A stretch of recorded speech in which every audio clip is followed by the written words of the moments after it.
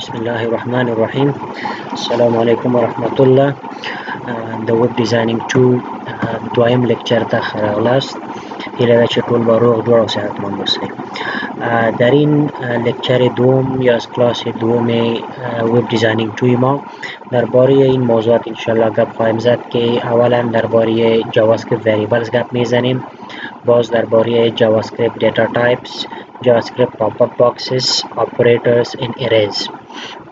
قسمی که در لکچر پیش ما معرفی کورس کرده بودیم و بعضی از اساسات ویب دیزاینینگ یک کمی مرور کرده بودیم، وبسایت و وب پیج، دینامیک وبسایت، استاتیک وبسایت، سکریپتینگ لنگویجز، سرور سایت سکریپتینگ و کلاینت سایت سکریپتینگ لنگویجز ایکولی گپا را شما شناخته بودیم و بعداً به خاطر یک اینتراکتیو پیج ساختن بعضی از بیسیک چیزها را کرده بودیم که شروع از جاوا اسکریپت چطور کرده میتونیم، بیسیک کد جاوا اسکریپت چطور نوشته کرده میتونیم، یک بلاک جاوا اسکریپت چطور جور کرده میتونیم. درباره کلی موضوعات گپ زده بودیم. انشالله به ادامه امور گپ بعضی از سینتکس و پروگرامینگ کنسترکت های جاوا اسکریپت یاد میگیریم که وریبل ها و دیتا تایپ، پاپ اپ باکسز، آپریترز سریز هستند. در لکچر بعدی هم انشالله که ادامه میتیم و بعضی از همی فانکشن، ایونت و دام گپ میزنیم و تا که یک اینتراکتیو پیج ساخته بکنیم. خب قسمی که ما پیشم گفته بودم بازم یک تاکید میکنم که شما این مضمونتان بیسیک پروگرامینگ کنسپت نیست، از این خاطر اگر ما فرضاً درباره وریبل گپ میزنم یا درباره دیتا تایپس یا اریز یا آپریترز به او شیوه و به او شکل نخواهد بود که شما در پروگرامینگ کنسپت یاد میگیرین. به خاطر از این ما یک کمی تیزتر هم سر از این موارد میرم. او را شما کلش در پروگرامینگ کنسپت یاد گرفتین، فرضاً در سی پلاس پلاس و یا در جاوا. اینجا در جاوا اسکریپت یا در ویب دیزاینینگ فقط طریقه شما یاد میگیریم. از این خاطر ما یار قدر زیاد لیست کردیم. شما شاید در پروگرامینگ کنسپت تناسر وریبل 3-4 کلاس گرفته باشین، تناسر اپریتر فرضاً شاید شما یک هفته 2 هفته کار کرده باشین، مگر اینجا کلی موضوعات ما در یک کلاس چی میکنیم، گپ میزنیم و ایره تدریس میکنیم. به خاطر از اینکه به او قدر دیتیلیزیات و به او قدر باریکی جا بازی یاد تدریس نمیشن، شما باید مرور از او را داشته باشین. بیسیک کنسپت همو قسم است، همو طریقه است، منتها اینجا طریقه و شیوه جاوا اسکریپت ما یاد میگیریم، سنتکس جاوا اسکریپت با استفاده از ما یاد میگیریم. خب زیاد گپ طولانی نمیکنم، میایم عملا گپ میزنیم و شروع میکنیم. اولا وریبل ها. دیروز ما یک کمی ایده بودیم که در جاوا اسکریپت وریبل چطور میگیریم. اگر ما بیایم و اینجا یک بیسیک وب پیج جور کنم، فرضاً من یک نو فایل از اینجا میگیرم و ای را سیو میکنم در فولدرتان. اینجا به نام آنلاین کلاس ما یک فولدر ساخته بودیم، فرضاً برای ما یک نام میتونم که second class.html و ای را من سیو میکنم. یک بیسیک HTML پیج ساختیم و در اینجا کد HTML را نوشته میکنیم. فرضاً در تایتلش نوشته میکنم که working with JavaScript basics. خب درباره پوزیشنی که کجا اسکریپت جاوا اسکریپت یا بلاک جاوا اسکریپت در یک بین یک وب پیج ما جور کنیم گپ زده بودیم. زیاد درباره از گپ نمیزنیم، فرضاً فهمیده بودیم گفته بودیم که در هر جای یک وب پیج جور کرده میتونیم، منتها خوب جایش آخر یک وب پیج می باشه، پیش از ختم بادی. خب چون حالی در بادی ما دیگه چیز نداریم و نمیخوایم که دیگه با زیاد کد شما را کنفیوز کنم، یک ساده تر اسکریپت تگ جور میکنم تا که کد جاوا اسکریپت ما نوشته کرده بتانیم. اسکریپت تگ و داخل اسکریپت تگ گفته بودیم داخل شروع اسکریپت تگ و ختم اسکریپت تگ میتونیم کل کد جاوا اسکریپت خود اینجا نوشته کنیم و شناسایی میشه به شکل کد جاوا اسکریپت. فرضاً گفته بودیم وریبل در جاوا اسکریپت چطور میگیریم، بسیار به شکل ساده است که وقتی که ما وریبل میگیریم فقط از ور کیورد استفاده میکنیم و بعدا نام یک وریبل نوشته میکنیم. درباره نام نوشته کردن وریبل امو استاندارد رولی که شما در پروگرامینگ کنسپت تان یاد گرفتین امو اپلای میشه که فرضاً نام یک وریبل شروعش از نمبر بودن میتونه، نام یک وریبل فاصله گرفتن میتونه، یک کیورد نمیتونه نام یک وریبل باشه. با می ترتیب سپیشل کاراکتر را در نام یک وریبل استفاده کردن میتونیم. کلی اصول جمع اپلای میشن. فرضاً ما یک نام یک وریبل میگیرم که ما میگم یک وریبل باشه به نام x. به این شکل ما یک وریبل دیکلار میکنیم و اگر می قسم بانیم تا این مرحله نه تایپ وریبل مشخص است و نه ولیو وریبل مشخص است و در جاوا اسکریپت اگر به این قسم ما نوشته میکنیم که نه تایپش مشخص باشه و نه ولیوش بازی undefined می باشه. undefined تایپ از این است و undefined ولیو از این است. چی وقت فیصله میشه؟ وقتی که ما بر یک وریبل یک ولیو اساین میکنیم یا به اصطلاح بگیم که را اینیشیالایز میکنیم. فرضاً اگر این وریبل ما اینیشیالایز کنیم به 5 در جاوا اسکریپت یک نمبر تایپ میگیره. خب درباره دیتا تایپ بعدا گپ میزنیم که چند تایپ و چه قسم داریم. منتها وقتی که ما در جاوا اسکریپت هر نمبر نوشته میکنیم او اشاریه دار باشه بدون اشاریه، در جاوا اسکریپت بریزی تایپی که داده میشه او نمبر تایپ می باشه. با سی پلاس پلاس واری فلوت و اینتیجر و ایگا ایجا هستن مگم به او شکلش نیستن. ایجا کل زیاد به شکل نمبر به تایپ نمبر فرمت شناسایی میشن و یا آسان میشن. این بیسیکلی یک وریبل اینیشیالایزیشن و وریبل دیکلریشن شد. خب این گپا را من از کجا میزنم؟ قسم گفته بودم نوت که براتان داده بودم، از نوت هم شما مرا تعقیب کردن میتونین و این وبسایت براتان نشان داده بودم که شما میتونین در W3 School بیاین. این یک کمی منظم تر است نظر به نوت، چون یک کمی لیاوت و رپرزنتیشنش خوبتر است نظر به نوت. از اینجا شما را دیده میتونین. این کلی گپا را ما از اینجا میزنیم و یک کمی تعقیب هم به خاطر از این میکنیم تا که چی نشیم کدام موضوع از ما نمانه. درباره دیکلریشن وریبل جاوا اسکریپت آیدنتیفایرز گپ زدیم که نام وریبل یا هر آیدنتیفایری که باشه نام فانکشن چطور بوده میتونه. این رولشان هستن. این رول شما دیده میتونین که کس میگفتم can contain a letter یک حرف بوده میتونه، دیجیت اندرسکور دلار ساین بوده میتونه، بدون از هیچ کدام اسپیشال کاراکتر نمیگیره. شروعش باید از یک حرف باشه، شروعش از دیگه چیز بوده نمیتونه، مطلب بدون حرف دیگه چیز بوده نمیتونه، نمبر بوده نمیتونه. منتها دلار ساین و اندرسکور در شروع یک نام وریبل آمده میتونه. صحیح است. و در جاوا اسکریپت ناما که هستن کیس سنسیتیو هستن.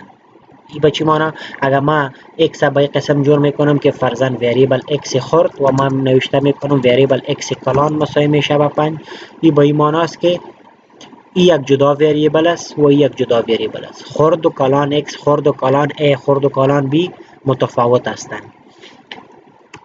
و ریزرو کیوردز نمیتونن که نام یک وریبل باشی را شما میفهمین که فرضاً یک کیورد که در یک لنگویج می باشه ریزرو ورد می باشه او را نمیتونیم با نام یک وریبل انتخاب کنیم.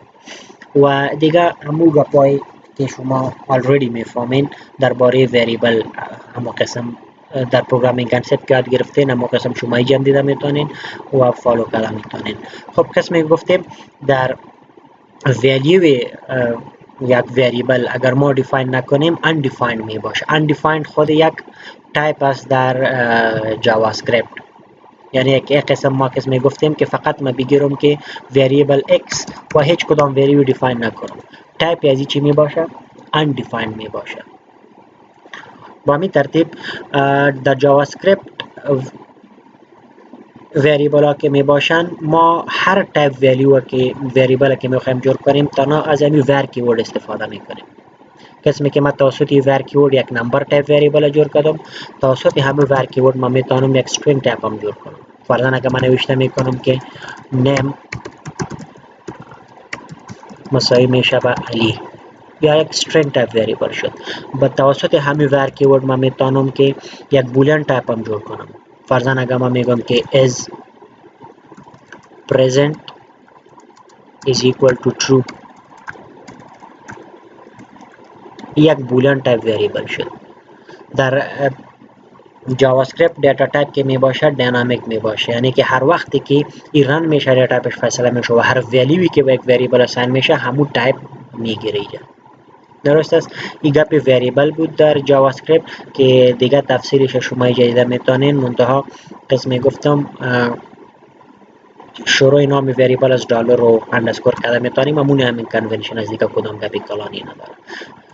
خب به این ترتیب ما میتونیم که مختلف وریبل ها را در جاوا اسکریپت جور کنیم فقط توسط ور کیورد. نام وریبل یاد میدارین و اینیشیالایزیشنش با ایکوال ساین که با چه قسم میشه و کدام ولیوی گرفته میتونه. بعد از این درباره دیتا تایپس گپ میزنیم. قسمی گفتیم دیتا تایپس. اینجا تایپ که دیساید میشه در جاوا اسکریپت دینامیکلی دیساید میشه. درست است. چند تایپ داریم.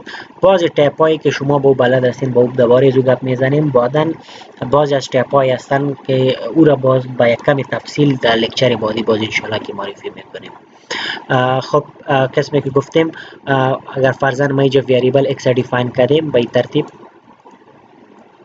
و ولیو 5 برش دادیم، یک نمبر تایپ شده. اگر با همین وریبل ما یک ولیو استرینگ میتونم فرضاً میگم که احمد این چی میشه؟ یک string type variable میشه. اگر برای زمی ولیو x ما یک ولیو بولیان میتونم فرضاً ما میگم که false، این چی میشه؟ یک بولیان type variable میشه. با همین ترتیب هر type ولیوی که ما اینجا اساین میکنم، فرضاً برای می وریبل x اگر ما یک ارر را اساین میکنم، فرضاً ما اینجا یک ارر را شما در سی خواندین، ارر اساین میکنیم، این چی میشه؟ یک ارر type variable میشه، object type variable میشه. اره یا اگر بگویم که آبجکت، به خاطر که آبجکت ایجاده اره ایجاده جاوا اسکریپت خودش یک آبجکت می باشه. به ترتیب هر تایپی که ما اساین میکنیم همون تایپ دیتا تایپ ای وریبل میگیره در جاوا اسکریپت. دیتا تایپ که هستن و چی هستن؟ تایپس آر دینامیک. قسمی که گفتیم در جاوا اسکریپت هر عددی که است یک تایپ داره، او چی اشاریه دار باشه چی بدون اشاریه باشه، کلشان چی می باشن؟ نمبر تایپ می باشن. و این را ما چطور چک کرده میتونیم؟ وقتی که ما می چک میکنیم ما در جاوا اسکریپت یک اپراتور داریم به نام تایپ آف که برای ما نشان میده که تایپ کدام وریبل به چه قسم است. فرضاً اگر ما می پیج را سیو میکنم و رن میکنم، شما ببینید خالی از چیزی نشان نمیده، به خاطر که این وریبل ها در مموری ساخته شدن و موجا ماندن. اگر یکی شما فرضاً چک میکنم اینجا، ما یک الرت باکس میگیرم به خاطر آوتپوت گرفتن. درباره این ما دیروز گپ زده بودیم که با چند شکل در جاوا اسکریپت آوتپوت گرفته میتونیم، با شکل یک پاپ اپ باکس، با شکل که ما دایرکت اسکرین نوشته میکنیم، یا یک HTML المنت نوشته میکنیم، یا لاگ نوشته میکنیم. این 4-5 طریقه است. هر طریقه که استفاده میکنیم نظر به ضرورت. فرضاً حالا در الرت ما نوشته میکنم اول ما ولیو x ایجا پرینت میکنم. ببینید که در x چی است. save and refresh چی میگه؟ 5 6 2. به خاطر از اینکه بار اخیر که در x اساین شده او چی است؟ 5 6 2 است که یک اره است. حالا اگر فرضاً ما ایره پاک میکنم هر سهشه و تنها ایره میمانم، در x حال چند است؟ 5. ایره رفرش میکنم، میبینین در x برای ما 5 نشان میده. حالا در این وقت که در x 5 است، اگر ما تایپ از ایره بخوایم بفهمم، ما از یک اپراتور و یا فانکشن که بر دو شکل است استفاده کرده میتونیم به نام تایپ آف. تایپ آف چی میکنه؟ تایپ یزی وریبل برای ما نشان میده. ببینین اگر ما رفرش میکنم چی میگه؟ نمبر. به خاطر که حالی در x ما چی را انداختیم؟ یک نمبر انداختیم. اگر فرضاً ما اینجا یک اشاریه دار نمبر ما میندازم، باز ببینین که ما رفرش میکنم چی میگه برای ما؟ ای هم یک نمبر است. اگر فرضاً اینجا ما یک استرینگ نوشته میکنم، فرضاً ای 5.6 ما در بین دبل کوت ماندم و رفرش میکنم، برای ما بگیرین چی میگه که یک استرینگ است. تایپ آف اپراتور چی میکنه؟ تایپ یا آبجکت را برای ما ریترن میکنه، تایپ وریبل برای ما ریترن میکنه. فرضاً اگر هر چی استرینگ باشه ضرور نیست در دبل کوت که آمد یعنی که یک استرینگ است. فرضاً ما اینجا نوشته میکنم که خان، save and refresh. ببینین چی برای ما میگه؟ string. قسمی گفتیم که وریبل اینجا در جاوا اسکریپت چطور می باشه؟ دینامیک می باشه، یعنی هر ولیوی که ما بریزی اساین میکنم همون ولیو میگیرم. اگر فرضاً ما بریزی اساین میکنم که true، باز ببینین اگر ما رفرش میکنم تایپ ازی مبدل میشه با بولیان. حالی بولیان یک x یک بولیان وریبل شد. یا هر ولیوی که فرضاً اگر ما اینجا نوشته میکنم که دا خورد از 5 است، را شما میفهمید یک بولیان اکسپرشن است، کمپریزن اکسپرشن است. چک میکنه اول که آیا دا خورد از 5 است، این میگه فالس. فالس اساین میکنیم با x، تایپ x چی میشه؟ بولیان میشه، به خاطر که فالس گرفت. فالس یک ولیوی بولیان است یا ترو یک ولیوی بولیان است. به این ترتیب ما میتونیم که تایپ یک دیتا تایپ چک کنیم و یا بگویم که یک وریبل کدام تایپ ولیو داره. با ادامه امیگا قسم گفتیم undefined خودش چی است در جاوا اسکریپت یک تایپ است وقتی که ما بر یک وریبل کدام ولیو نمیتیم تایپ از او چی میشه undefined فرضاً اینجا من x جور میکنم مگم کدام ولیو برش نمیتم ایرا شما رفرش کنین ببینین چی میگه براتان undefined type مطلبی چی است یک undefined است منتها اینجا در جاوا اسکریپت یک گپی است اگر ما ایرا نل میکنم صحیح است x جور کردیم مگر نل موندیم حالا اگر رفرش میکنم چی میگه آبجکت به خاطر که در جاوا اسکریپت نل کی است او نل نیست نل معنایش است منظورش است که چیزی نیست چیزی وجود نداره مگر میجه در جاوا اسکریپت به شکل یک بگی را گفته میتونین یک نقص جاوا اسکریپت است که نل هم به شکل آبجکت گرفتن گرچه یک آبجکت در دیگه لنگویج ها دیگه جای نمی باشه خب اگر شما میخواستین که بگوین که آیا x undefined است directly هم قسم میمانی undefined میکنیم مطلب اگر ما assign نکنیم کدام value به x چی تایپ کدام تایپ میگیره undefined میگیره میبینین تایپش undefined است و اگر ما کدام نل برش assign میکنیم بازو نل میشه مگر منتها نل خودش یک آبجکت است او x وریبل ما مبدل میشه با یک آبجکت empty رم شما دیده میتونین که فرضاً اگر ما empty string میتون برای x باز چی میشه این تایپ ازی چی خواد بود چی فکر میکنین string exactly به خاطر ازی که در دبل کوت اگر ما چیز نوشته نکنیم هم بازم چی میشه تایپ ازی string میشه هر چیز که در دبل کوت است یا خالی است که ما empty میمانیم بازم چی می باشه string نه لگب زدیم که خودش یک آبجکت می باشه اینجا فرقش شما دیده میتونین درباره از حال گپ نمیزنیم خب در جاوا اسکریپت که ما پریمیتیو دیتا تایپس داریم چون درباره دیتا تایپس گپ میزنیم a primitive data value is a single simple data value with no additional properties and methods در جاوا اسکریپت وقتی که ما یک پریمیتیو دیتا تایپ داشته باشیم ما گفته میتونیم که عبارت از او تایپی است که دیگه additional property و additional method نداشته باشه او را ما یک primitive type میگیم و وقتی که ما type of operator استفاده میکنیم یک primitive type برای ما این 4 type ریترن کرده میتونه یعنی در جاوا اسکریپت این 4 تا شما primitive type میگیم که هر 4 شما دیدیم یک string type اگر باشه یک primitive type است به شکل جان یا یک string value یک نمبر تایپ اگر باشه یک پریمیتیو تایپ است قسمی که ما با اشاریه یا بدون اشاره چیز نوشته میکنیم یک بولیان تایپ اگر بود این هم یک پریمیتیو تایپ است فرضاً true false value اگر بودن و undefined هم یک پریمیتیو تایپ است مطلب که هیچ ما اساین نکردیم دیفاین نشده او یک پریمیتیو تایپ می باشه در جاوا اسکریپت باز ما دو کامپلکس تایپ هم داریم یکیش فانکشن می باشه و یکیش آبجکت می باشه درست از تایپ آف اپریتر برای ما دو کامپلکس تایپ هم ریترن میکنه فرضاً اگر ما اینجا بگویم که برای x ما یک اره را میتم اره نام فرضاً باشه اینجا من نوشته میکنم نام اول علی نام دوم احمد ایره و ایگا پارا شما در سی جاوا خواندین از این خاطر ما درباره از او گپ نمیزنم فقط چیزایی که در جاوا اسکریپت هستن درباره از او گپ میزنم فرضاً ما اینجا نوشته میکنم خان صحیح است حالا اگر ما تایپ x میبینم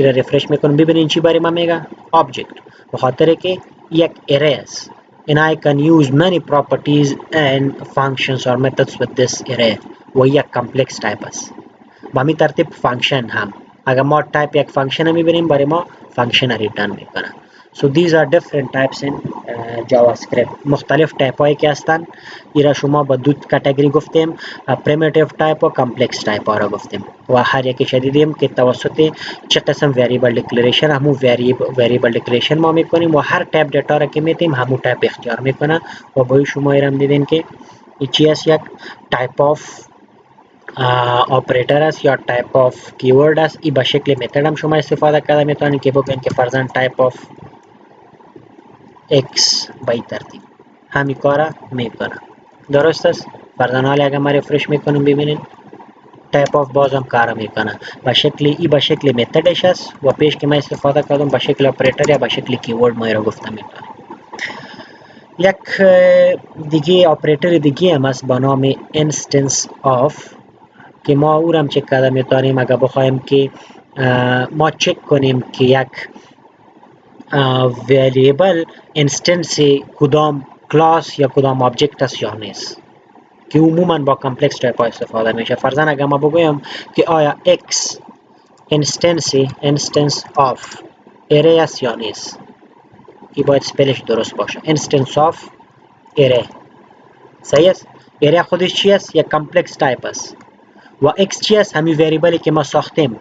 یا اپریتر چی را چک میکنه که آیا این x که ما ساختیم array است یا نیست. اگر بود برای ما true را ریترن میکنه، اگر نبود برای ما false. این را ببینین چی میگه true، به خاطر که در x حال array وجود داره، حالی او یک array است.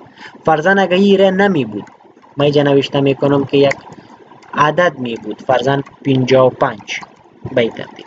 حالا اگر من را رفرش میکنم چی برای ما میگه؟ false. به خاطر که این instance of operator چی میکنه؟ را چک میکنه که x یک array است یا نیست. instance یک array است یا نیست. حالی instance یک array نیست، بلکه چی است؟ instance یک نمبر است. اگر ما چک میکنم که یک instance یک نمبر است، یک primitive type کی است. حالا ببینین چی برای ما میگه؟ خب پیجا باید که سیو کنم و رفرش کنم. x instance of number, save and refresh. Still false, maybe because the number is a primitive type and we cannot use it like this. ای با complex type استفاده میشه. او instance یک نمبر نیست، بلکه یک نمبر primitive type است. instance که وقتی که ما میگیم یعنی که object یک کلاس باشه. درست است؟ به اون شکل ما استفاده کردن. خب اگر ما با همین ترتیب چک میکنیم که فرضاً پیش اینجا یک ارے بود در وریبل x و ما چک کردیم که آیا x یک تایپ یا اینستنس ارے است، برای ما true را میگفت. و همین ترتیب قسم گفتیم در جاوا اسکریپت ارے خودش یک آبجکت است. اگر من چک میکنم که آل x یک آبجکت هم بوده میتونه آبجکت هم است یا نیست، اگر ما رن میکنیم ببینیم بازم برای ما true میگه. به این ترتیب از جای ما استفاده کرده میتونیم. خب دیتا تایپ و وریبل گفتیم. در جاوا اسکریپت ما چند نوع پاپ اپ باکسز داریم. اینا میبینیم. پاپ اپ باکسز قسمی که من بار بار پیج رفرش میکنم برای ما یک مسیج میآید، یک پاپ اپ باکس میآید. درست است؟ به این شکل در جاوا اسکریپت ما بیسیکلی به شکل به اصطلاح که ما توسط کدام چی را وایلیت نکنیم یا جکوئری لایبرری را یا استفاده نکنیم، تنها در پیور جاوا اسکریپت ما سه نوع باکسز داریم. پاپ اپ باکسز که ما برش میگیم. اولش همین شکلش است که ما فقط فرضاً اگر این دیگه چیزا رو ما پس کنم، وریبل و دیتا تایپ کلیر شد. اگر فرضاً ما اینجا میگم که فقط برای ما یک مسیج بده و ما باید که اوکی کنم تا که او بند شود. این قسم باکس ما چی میگیم؟ پاپ اپ باکس ما الرت میگیم. الرت و یک چیز بینش نوشته میکنیم، فرضاً hello there. ایرا که ما سیو میکنم ببینین و پیج رفرش میکنم، هر چیزی که من نوشته میکنم اینجا برای ما میگه که hello there. این یک شکلی چی است؟ پاپ اپ باکس است که الرت باکس ما برش میگیم. با همین ترتیب ما میتونیم که چند تا دو تا فرمای دیگه جاوا اسکریپت باکسز هم ببینیم که یکی دیگهش با ایرا ما کامنت میکنم، یکی دیگهش کنفرم باکس است در جاوا اسکریپت. وقتی که شما یک کار میکنین، یک بٹن میزنین، یک پیج لود میکنین، شما کنفرمیشن هم میخواین که فرضاً میگن که are you sure you want to do this، دو بٹن داشته می باشه yes no. او را ما چطور میکنیم؟ کنفرم باکس نوشته میکنیم و اینجا ما یک تکست برش میدیم. فرضاً من نوشته میکنم که are you sure you want to exit به این ترتیب. حالا ببینین اگر من سیو میکنم، ایرا ریفرش میکنم، به این شکل برای ما میآید که are you sure you want to exit. پیش یک اوکی بٹن داشت، حالی دو بٹن داره. اوکی اگر ما اوکی میکنم برای صفحه true ریترن میکنه، اگر ما کنسل میکنم false ریترن میکنه، یا yes no که میگیم yes or no. این دوم شکل پاپ اپ باکس از جاوا اسکریپت. سومش اگر ما بخوایم که یک ولیو از یوزر بگیریم پیش از اینکه پیش بره، توسط یک پاپ اپ باکس شما یک ولیو میگیرین، او را چطور کرده میدانیم؟ توسط پرامپت باکس ما او را کرده میدانیم. پرامپت نوشته میکنیم و اینجا یک فرضاً اگر یک مسیج میخواین بتین، مسیج میتین، فرضاً enter your name. ببینین سیو میکنم میره و را ریفرش میکنم، با این شکل یک پرامپت مسیج میاد. اینجا فرضاً هر نام یا هر چیزی که من نوشته میکنم اوکی میکنم، همون نام ریترن میکنه برای ما. خب وقتی میبینیم ما که من ریفرش میکنم این خالی میباشه و یک چی میآید برای ما؟ از ما یک نام میخواهد ایجاد ای پرامپت متد یا پرامپت دیالوگ باکس اگر ما پارامتری دوم میتونم کاما و بعدا یک چیز نوشته میکنم فرزن خان این چی میشه به شکل دیفالت ولیو پرامپت میه. حالا ببینین اگر ما سر رفرش میکنم چی میشه خان به شکل دیفالت ولیوش میه که ما بعدا برای ما یک هلپ میده که چی باید نوشته کنم احمد نوشته میکنم اوکی میکنم همون کار برای من میشه. این سه نوع باکس ها هستند در چی در جاوا اسکریپت که ما ازش استفاده کرده میتونیم. و دوم مهم گپ که گپی از شکل اصلی از اینی است به شکل اینی است ویندو دات پرامپت ویندو دات کنفرم ویندو دات الرت به این شکل مگر ما که تنها پرامپت رو چی نوشته میکنیم اینجا این جاوا اسکریپت و براوزر بای دیفالت میفهمه که this is ویندو ریلیتد فانکشن. ویندو به این معنی که ما این ویندوی براوزر خود تارگت میکنیم و برای میگیم که پرامپت یا الرت یا هر مسیجی که از برای ما نشان بده. این چی از هرارکی از زیرا بعداً با ما در داب میبینیم. درست است به شکلی کار ما کردن میتونیم. خب ولیوهایی که از این میگیریم میتونیم ما ذخیره کنیم به این شکل نیست که فقط ما خان یا احمد نوشته میکنیم و گم میشه. فرضاً میگم که ما از یوزر با طریقه پرامپت ولیو میگیرم میخوایم یک کار بالایش انجام بدم یعنی که من میگم که یک وریبل باشه با نام نیم و هر نامی که یوزر انتر میکنه ایجاد این نام وریبل برای من ذخیره شود. ببینیم سیو میکنم و این ریفرش میکنم فرضاً اینجا من نوشته میکنم که احمد علی انتر او ولیو از ما میگیره و این نام وریبل ذخیره میکنه. چطور بفهمیم از این نام وریبل ما استفاده کرده میتونم فرضاً ما پس د الرت باکس را نشان میدم الرت باکس میگیرم میگم که یو انترد فرضاً پلاس کانکتینیشن دیروز خوانده بودیم وقتی میخوایم دو استرینگ با هم کانکتینیت کنیم چیزی که در نام وریبل است را برای ما باید نشان بده. ببینیم فرضاً اینجا من نوشته میکنم که گلخان انتر میگه یو انترد گلخان این ولیو از وریبل آمد. درست است با می ترتیب ما توسط پرامپت باکس ولیو را گرفته میتونیم و توسط کنفرم باکس هم ما ولیو گرفته میتونیم. فرضاً اگر ما بگویم که اینجا کنفرم پس ما ان کامنت میکنم ایرا کامنت میکنم و ایرا ان کامنت میکنم حالی میگم که اینجا یک وریبل باشه فرضاً با نام cmf confirm صحیح است هر ولیوی که برای ما او داده فرضاً اینجا برای ما او ولیو پرینت شد تا بفهمیم که وقتی اوکی را میزنیم کدام ولیو میده وقتی کنسل میزنیم کدام میده. فرضاً اینجا ما میگم که یو سلکتد چیزی که در cmf است. حالا ببینید ما ریفرش میکنم اگر اوکی میزنم میگه یو سلکتد ترو به خاطر که اوکی زدم او ترو را ریترن کرد اوکی. وقتی که ما کنسل میزنم میگه یو سلکتد فالس حالا این ترو فالس ما به هر شکل استفاده کرده میتونیم. قسمی که شما اف کندیشن خواندین بعدا اینجا ما هم یک چند تا مثالا رو میگیریم اگر ساده‌تر بگویم که اف اگر فرضاً د cmf ترو بود ما به این شکل هم نوشته کرده میتونیم که بگویم که if is equal to true باز اینجا برای ما یک الرت بگویه که فرضاً یو پاست و اگر نبود اینجا برای ما بگویه که الرت یک مسیج به دیگه بده که بگویه که یو failed به این ترتیب. حالا فرضاً اگر ریفرش میکنم اوکی میکنم میگه یو پاست و اگر ما کنسل میکنم میگه یو فیلد و یا ما تنها این قسم نوشته میکنم که اف سی ام اف به خاطر که خودش یا ترو میگه یا فالس میگه اگر ترو بود با اف ترو میته ای بخش رن میشه اگر فالس بود با اف فالس میته ای بخش رن میشه.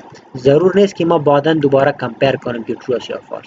ببینیم اوکی یو پاست و اگر ریفرش میکنم کنسل یو فیلد. به این ترتیب ما میتونیم با این پاپ اپ باکس ها اینتراکشن خود داشته باشیم و یک اینتراکتیو وبسایت را جور کنیم. خب ما ایرا کامنت میکنم این کلی چیزا را این پاپ اپ باکس ها را شناختیم میایم با موضوع بعدی خود که عبارت از آپریترز هستند. در جاوا اسکریپت ما قسمی که شما در سی پلاس پلاس و در جاوا شاید خوانده باشین مختلف تایپ آپریترز داریم. آپریترها در جاوا اسکریپت که هستند تقریبا به چند طبقه بندی شدن که از اینجا ما براتان نشان میتم. خب آپریترهایی که شما در سی پلاس پلاس رو جا خواندین که با کاتگوری ارثمتیک آپریترها بودن اسایمنت آپریتورها بودن، کمپریزن آپریتورها بودن، لاجیکال آپریتورها بودن. کلشان اینجا در جاوا اسکریپت هم سپورتد هستن و از شما ازش استفاده کرده میتونیم. اگر این کاتگورایش هم اینجا براتون بگویم، یه ببینین جاوا اسکریپت کمپریزن آپریتورز هستن یا لاجیکال آپریتور هستن. دستی شما به می شکل خواندین. صحیح است. خب تایپ آف اینستنس آف ما پیش دیدیم. بیت وایز آپریتور هستن که حالی ما نمیتونیم سر دیگه بزنیم، موضوع ما نیست. و با می ترتیب ارتمتیک آپریتور، استرینگ آپریتور و ارتمتیک، اسایمنت آپریتور، ارتمتیک آپریتور یا بیسیک کاتگوریز آف آپریتور هستن که در هر لنگویج تقریبا سپورتد می باشن. اینجا در جاوا اسکریپت هم شما ایده میتونین. باز ایشان هستن که یک شکل خاصی در جاوا اسکریپت دارن، قسمی که دبل استاتیک شاید استفاده نکرده باشین، سینگل استاتیک به خاطر ضرب استفاده میکنین. اینجا در جاوا اسکریپت که بعد از ورژن 6 تقریبا این دبل استاتیک به خاطر طاقت استفاده میشه. با می ترتیب اینکریمنت و دیکریمنت هم میفهمین، اسایمنت هم میفهمین که کمپاوند اسایمنت برش میگین و string هم میفهمین که ما براتون کار کردم که پلاس آپریتور چی میکنه، کانکتینیشن میکنه، کمپریزن هم خواندین و لاجیکال آپریتور هم خواندین. این دو تایش ما براتون گفتم. مطلب این موضوعاتی هستن که اسم پیش گفتم شما در پروگرامینگ کانسپت خواندین. اینجا فقط یک دو مثال ما میگم و یک طریقهش براتون میگم که شما پرکتیستان بالاش کنین و دیگه خودتان پیش برین. بعدا ما ان شاء الله بعضی از آپریتورها را ده بعضی از جای استفاده میکنیم. قسمی که ما ای کمپریزن آپریتورها را و لاجیکال آپریتورها را پیش وقتی که اف ان اف الس و ای گاپا را میسازیم فارم ولیدیشن میکنیم، اونجا خود به خود استفاده میشن. یا خب اگر چند تا بیسیک آپریتورهای بیسیک ارتمتیک و اسایمنت ما براتون بگویم، قسمی گفتم این دیگه آپریتورها بعدا استفاده میشن، حالی وقت سر ازای نمیکنیم چطور میتونیم بکنیم.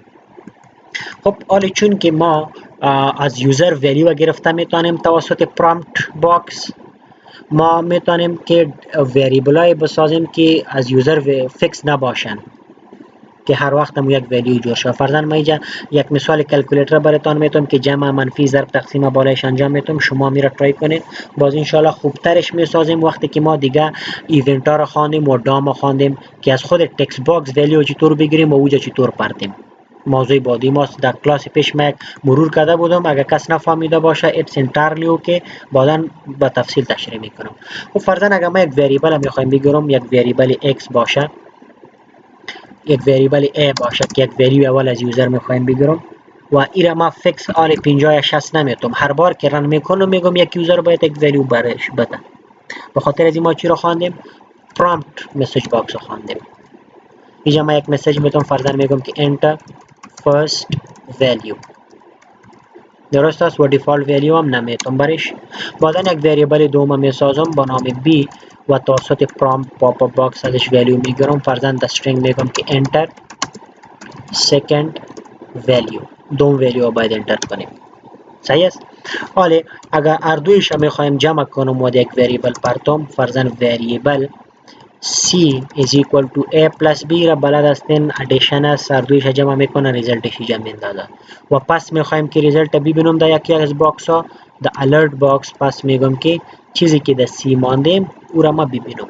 سیو میکنیم، از اینجا میره ریفرش میکنم. ببینین اول میگه فرست ولیو بده، فرضاً ما میتونم 5 اوکی میکنم، سکند ولیو 6 اوکی میکنم، برای ما میگه چند 56. به خاطر که 5 و 6 که جمع شود 56 نمیشه، بلکه ای چی کرد هر دویشه پالو دا پالو ماند. از بجای از که 5 و 6 جمع کنه، اینجا ما چی کردیم 5 و 6 جمع کردیم، ولی 5 و 6 جمع نشده است. اول 5 آمده است، باز در پالوی 6 آمده است که 56 شده و در اینجا 56 ذخیره شده. ما این 56 میبینیم. این کار چرا شد؟ به خاطر از اینکه ما پیش هم در مثال گفتیم وقتی که ما پلاس آپریتور بین دو استرینگ و یا یک استرینگ و یک اینتیجر استفاده میکنیم، استرینگ و نمبر، این باز عملیه جمع انجام نمیده، این باز یک استرینگ اپریشن انجام میشه که کانکتینیشن است. مطلب هر دو استرینگ یک جای میکنه. ولی ما خوجا 5 و 6 انتر کردیم و استرینگ نبودن و نمبر بودن، باز چرا این کار کرد؟ به خاطر که پرامپت مسیج باکس که وقتی که من را ریفرش میکنم این از ما ولیو بگیره، این ولیو که میگیره ما به شکل نمبر میتیم، مگم این ذخیره که میکنه و پس ریترن میکنه. ریترن تایپ از این پرامپت فانکشن که است چی است؟ string است. به شکل string ریترن میکنه و دی a به شکل چی ذخیره میشه؟ string. چطور؟ فرضاً اگه ما براتون بگویم instance of variable ما براتون گفته بودم نه.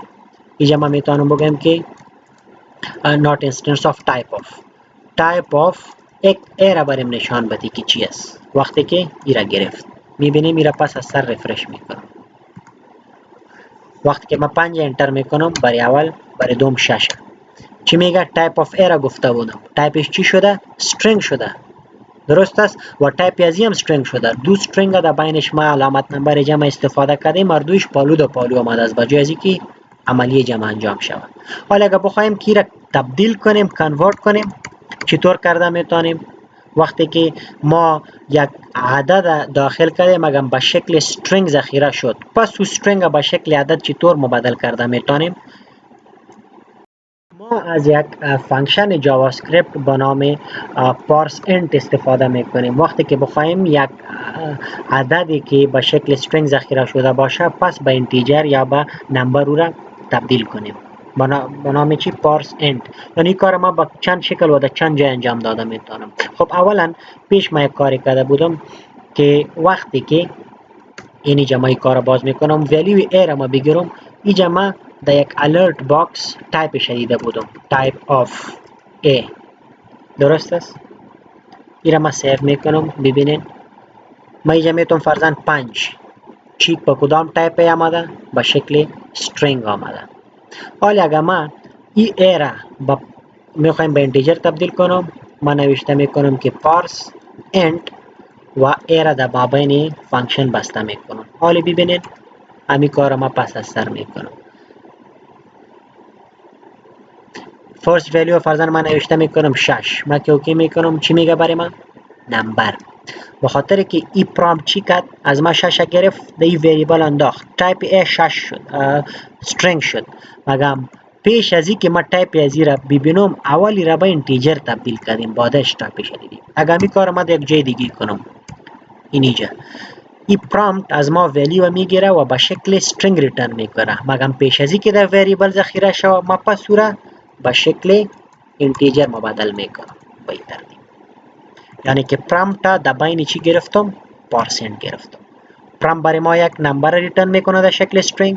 پارسنت او string به شکل نمبر مبادل میکنه، پس در وی ذخیره میکنه. حالا میبینیم که تایپ ای چی میشه. میبینیم اگر ما این را پس از سر ریفرش میکنم، خب فرست نمبر فرضاً من انتر میکنم 4. وقتی انتر کنم ببینین باش کدام شکل ذخیره شده؟ به شکل نمبر. حالا همین کار ما میتونم با وریبل دوم کنم. پیش از این که در بی ذخیره شود این باید اول پارس اند شود با این شکل.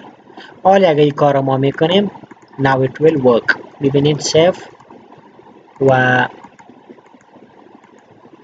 ریفرش. فرضاً اینجا من نوشته میکنم 6 اوکی. فرضاً برای من نوشته میکنم 8 اوکی. حالا 6 تا 8 برای ما 68 نمیگه بلکه 14 میگه. درست است؟ به خاطر که عملیه جمعی جا انجام میشه. با می ترتیب عملیه منفی را میخواید انجام بدین، سبترکشن. ریفرش کنین فرضاً ولیو اول 9 ولیو دوم 3 چند میمانه؟ 6 میمانه. اگر میخواین ضرب انجام بدین استاتیک میمانین.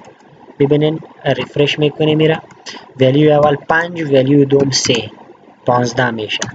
با می ترتیب اگر بخوایم که تقسیم عملی تقسیم انجام بدیم ببینیم ولیو اول 8 ولیو دوم 2 ریزلتش 4 میبره. اگر مودولس انجام میدین باقی مانده ببینیم فرضاً ولیو اول 9 میتونم ولیو دوم 2 میتونم باقیش چند میشه؟ 1. و اگر پورا تقسیم میشد باز باقی نمیمانه. فرضاً 8 تقسیم 2 0 میآید. مودولس انشالله در سی خواندین میفهمین.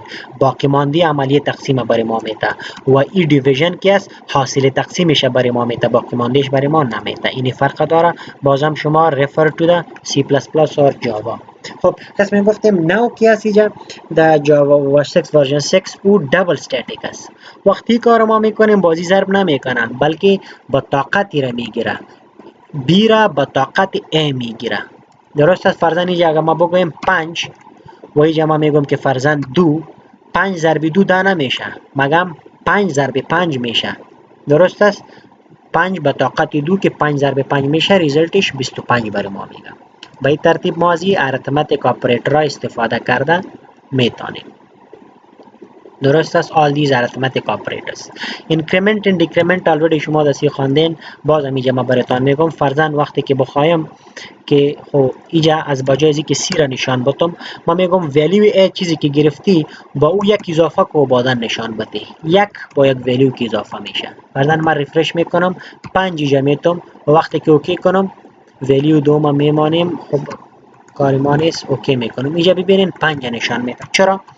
خب ما این دو استیتمنت کامنت میکنم تا که کنفیوژن نباشه. ببینین چی میشه. ولیو یک ولیو گرفتیم توسط پرام باکس، او را به اینتیجر کنورت کردیم، در ا انداختیم و اینجا ما گفتیم چی را برای ما نشان بده در الرت باکس؟ a پلاس پلاس، مطلب در یک اضافه شو بعدا نشان بده. مگه اینجا چی کار انجام میشه؟ ریفرش میکنم، فرضاً ما اینجا 8 نوشته میکنم، اوکی میکنم. پس 8 برای ما میگه. مگه اینجا گفته بودم که یک اضافه شوه، نشد. یک اضافه شده مگم برای ما نشان داده نشد. اصل گپی است، به خاطر که این کدام شکل اینکریمنت است؟ پست فیکس اینکریمنت است. نه پست فیکس اینکریمنت چی میشه؟ که اولا ولیو اصلی استفاده میشه به خاطر اوتپوت کردن، بعد از یک اضافه میشه. یعنی که بعد از این اگر ما ولیو ا را میبینم، ا ببینین اصلا یک اضافه شده. ریفرش میکنم، فرضاً من 6 نوشته کردم، اوکی 6 بریم نشان میده. این کدام استیتمنت است؟ ببینید ما پس از سری را ریفرش میکنم، فرضاً اینجا نوشته میکنم 8، ببینید 8 برای من نشان داد. 8 که ما اینجا انسرت کردم در این استیتمنت، اول ولیو اصلی استفاده میشه که چند بود؟ 8 و اینجا برای ما 8 نشان داد. بعد از این کار انجام میشه که با 8 که اضافه شوه 9 شوه و در این وریبل ا ذخیره شوه. بعد از این که ما ا را میبینیم، ببینین 9 را برای ما نشان میده. این را میگیم پست فیکس اینکریمنت. و اگر همی کار ما بخوایم که در اول انجام شوه، باز ما را پریفیکس میگیرم به این ترتیب. یعنی اول د ولیو ا اضافه شوه، بعد از او برای من نشان داده شوه. درست است؟ باز ما را پیش میگیریم. فرضاً اینجا من نوشته میکنم 7، اوکی اول با 7 یک اضافه میشه، بعد از او برای من نشان میده که اوکی کنم داخلم باز 8 میباشه. با می ترتیب دیکریمنتش ما گرفته میتونیم ماینس ماینس پس و پیش بگیریم، پست فیکس و پریفیکس پرکتیس تانه بکنیم. خب بعد از این ما اسایمنت و کمپاوند اسایمنت داریم. این را شما خوبتر میفهمین که اگر بخوایم که یک عملیه را انجام بدم و نتیجهش هم پس دمو وریبل پرتم، باز ما از استفاده میکنیم. خب این را ما پس کامنت میکنم به این ترتیب، این را هم کامنت میکنم. اینجا ببینیم این را ما پس ان کامنت میکنم. دو ولیو گرفتیم، یکی د A و یکی د B. خب ما کار میکنم که B را میمانم. د A ولیوی که میخوایم بگیرم، میگم که هر ولیوی که ما د A انداختم با او 5 اضافه شوه و پس د کجا ذخیره شوه؟ د وریبل A ذخیره شوه. یک قسم یک استیتمنت جور میشه. درست است؟ و بعدا میگم که نتیجه شما ببینم alert A سیف. ببینین ما ریفرش میکنم، در 5 ما 8 نوشته میکنم، در A ما 8 نوشته میکنم، این را اوکی میکنم. برای ما چند نشان میده؟ 13. به خاطر که هر چیزی که ما در A نوشته کردم با او 5 اضافه میشه که 8 جمع 5 13 میشه و پس در A ذخیره میشه و ما پس A را میبینیم. درست است؟ اگر شکل ساده هم استیتمنت ما بگیرم، باز ما قسم کرده میتونم که A پلس ایکوال تو 5 که را ما کمپاوند اسایمنت میگیم. حالا ببینید ما را پس از سر ریفرش میکنم. حالا در A ما نوشته میکنم فرضاً 5 و این را اوکی میکنم. ببینید چند برای ما میگه؟ 10. به خاطر که امو کاری هم میکنم. چیزی که ما در A انداختیم یا زیرا معنیش چی است؟ اول این مساوی را شما ایگنور کنید. یعنی که چیزی که ما در A انداختیم با 5 جمع کنیم. در A 5 انداختم با 5 جمع شد، نتیجهش 10 شد. بعدن چی میشه؟ ای پلس شما ایگنور کنید. چیزی که نتیجه آمده یعنی که 10 پس د ای ذخیره شوی جمع نتیجه میدیم. این ما کامپاوند اسایمنت میگیم که شکل مختصر همی است که ما پیش گفتم براتان که ای مساوی میشه به ای جمع 5. شکل مختصری از یکی است به قسم می باشه که ای جمع مساوی 5 اگر ما بگونیم امی کار برای ما انجام میده. درست است. و هر آپریتر ما به این شکل کده میتونیم تنهایی نه، هم منفی هم ضرب هم کل آپریترها را ما به کرده میتونیم. شما این را باز یک پرکتیس کنیم. خب این را دیدیم. ای کمپریزن و لاجیکل که هستن یا را باز با اف کندیشن و ویگاپا میبینیم. برای آپریترها همه قدر کفایت میکنه. درباره ارز خب این ویدیو کمی طولانی شد، این موضوع را در ویدیو بعدی میبینیم. مگم در اینجا شما چی باید کنین؟ شما باید یک کلکولیتر کوشش کنین که با این درس امروزی تان جور کنین. چطوری را کده میتونین؟ شما بیاین فرضاً میتونین بگوین که دو ویلیو از یوزر بگیرین به قسم فرست ویلیو سیکند ویلیو و یک آپریتر از یوزر بگیرین. فرضاً اینجا من نوشته میکنم که prompt enter an operator و برای هلپ شما داده میتونین که فرضاً پلس کاما ماینس کاما ملتیپلای کاما دیواید کاما به اصطلاح this one و برای طاقت دلتان که دبل استاتیک میگیرین یا کپ میگیرین که معمولا در اکثر لنگویج هاست کپ آپریتر استفاده میشه. خب برای شما امیر ازیوم کنین به خاطر که کپ در کیبورد از ما گم است، اینجا کیبورد ما متن نداره و ایره شما بانین. بعد از این چی باید کنین؟ اف کندیشن اف الس یا سویچ پرتین یک پرکتیس تان میشه و در جاوا اسکریپت هم بلد میشین. هر آپریتر که انسرت کردیم نظر به او همو عملیه بالای ای و بی انجام بگیره و برای ما نتیجه را نشان بده. به این ترتیب ریفرش کنین. فرضاً 5 نوشته کردم اوکی، دوم فرضاً 3 را نوشته کردم اوکی. حالا اگه جمع میتونم عملیه جمع انجام شوه، منفی میتونم عملیه منفی، اگه ضرب میتونم عملیه ضرب. به همین ترتیب فرضاً اگه جمع انجام دادیم اوکی میکنم او دو عدد جمع کنه و نتیجهش برای ما نشان بده. از اف الس استفاده کرده میتونین، از سویچ استفاده کرد. سرزی پرکتیس کنین، در لکچر بعدی میبینیم ان شاء الله.